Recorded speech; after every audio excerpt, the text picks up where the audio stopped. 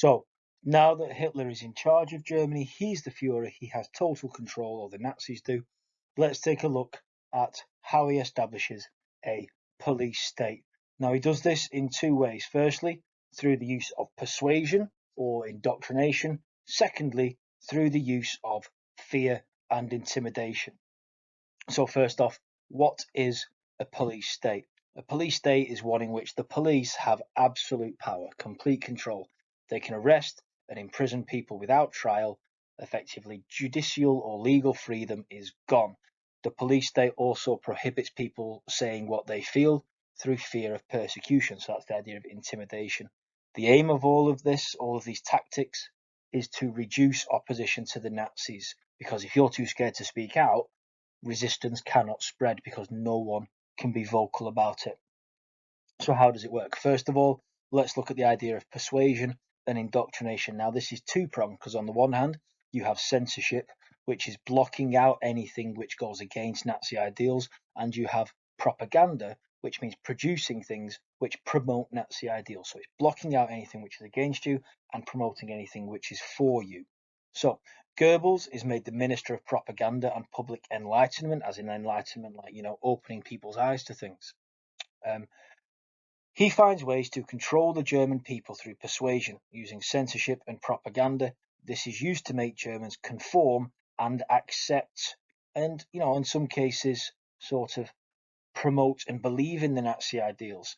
Goebbels controls all the information given to German people, so any form of information which is going to spread to people has to pass through him.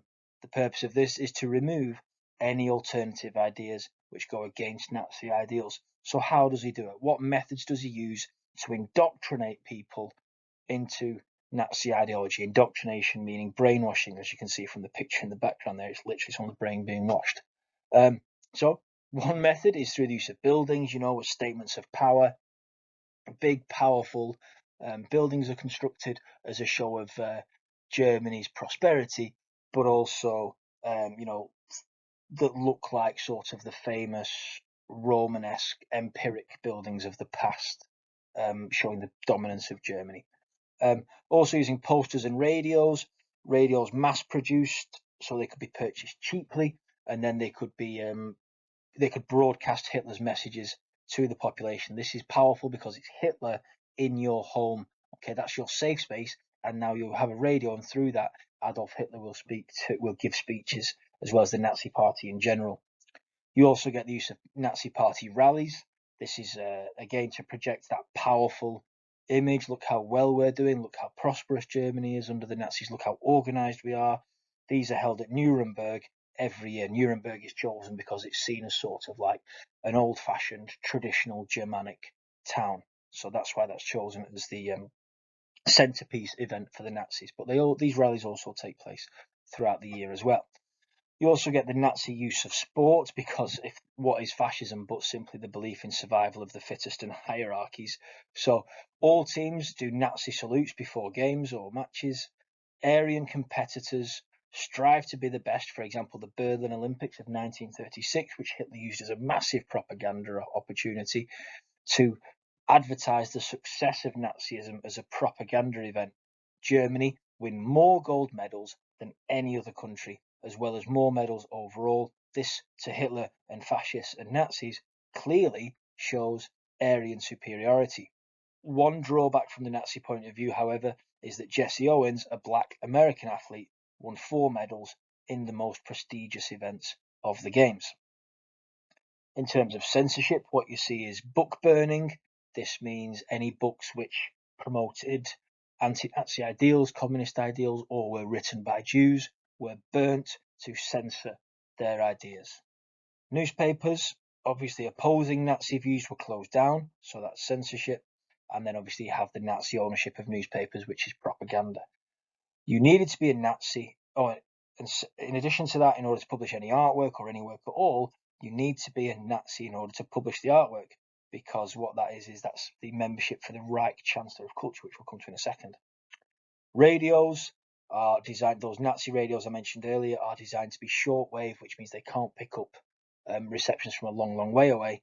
So radios don't pick up foreign stations, and therefore people don't hear foreign opinions. You can only hear German opinions, and obviously that's controlled by the Nazi Party.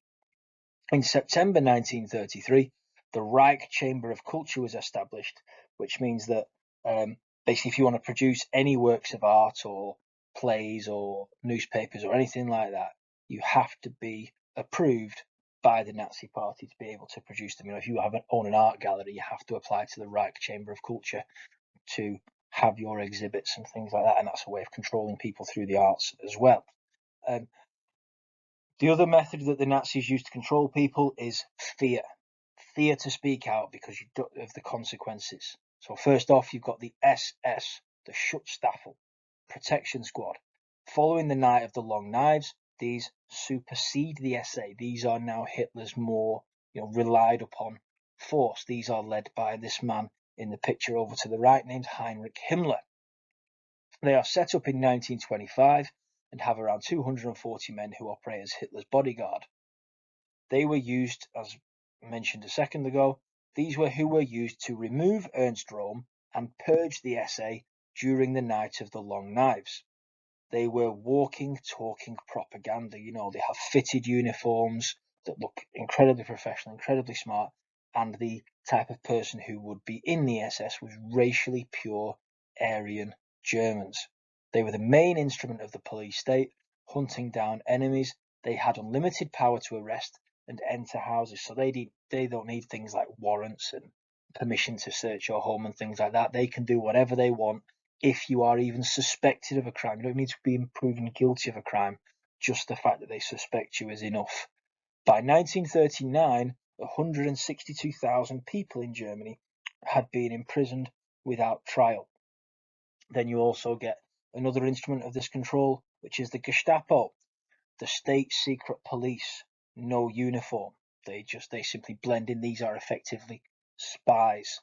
They are supported by the SS in finding opponents to the Nazis, people who speak out against the Nazi Party, and they do this by using, phone tapping, spying, informers. And the thing is, because they don't wear a uniform, they might not have massive numbers, but it's the belief that they could be everywhere and anywhere. Anybody you speak to could be Gestapo. So that creates a perpetual fear where you don't know who you can verbalize your opinion to, because the Gestapo could be absolutely anywhere. So this is a constant perpetual fear, which means you're not going to speak out against the Nazis because the Gestapo could be nearby and you could lose everything for a simple comment. You also get the SD, the Sicherheitsdienst or security force, led by Reinhard Heydrich. That's the man in the picture to the right there. These keep a card index in Munich of suspected opposition, and basically just enforce the things that the other instruments of fear I've mentioned. The consequences for if you are found to be what's deemed an enemy of the state, if you speak out against the Nazis, well, concentration camps. The first is set up in Dachau in 1933, and over time a national network is established. What's important is that at first these are concentration camps, as in they are to concentrate your mind, used for questioning, torture, and re-education. So that's the initial purpose of the concentration camps: is you get sent here, you are questioned, you are tortured, and re-educated. You also have here, though, hard labour and brutal treatment, meaning that quite often people would die in the concentration camps, and then their families would receive a letter home saying they had died from pneumonia or another illness.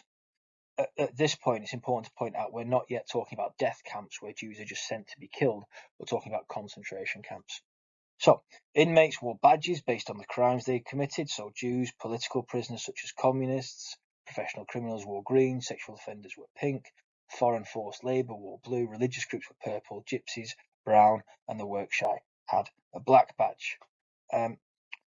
So that's where you went if you were found to be an enemy of the state. You went to these concentration camps where, effectively you'd be worked to death. Then you get the judiciary, as in the legal system. All judges took an oath of loyalty to Hitler, and the judges also have to join the National Socialist League for the maintenance of law. So all judges now are Nazis. So even if you are suspected of a crime, when it comes to your trial, you're not going to get a fair trial because the judges working effectively for the Nazi Party and the Nazi parties are the ones who've accused you of a crime. So people charged with a crime were usually found guilty, and the People's Court was established to try people accused of treason. These trials were held in secret with no appeals process. So crimes punishable by death in Germany rose from 3 in 1933 to 46 by 1943. You're thinking of this as a time of sort of effectively the bloody code in Germany, isn't it?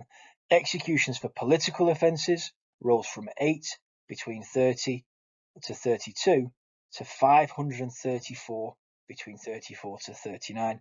Examples of these political offences could be listening to foreign radio stations, or even as simple as telling an anti-Nazi joke. So you tell an anti-Nazi joke, someone reports you, or the Gestapo overhear you, and now you get put on trial by a Nazi judge.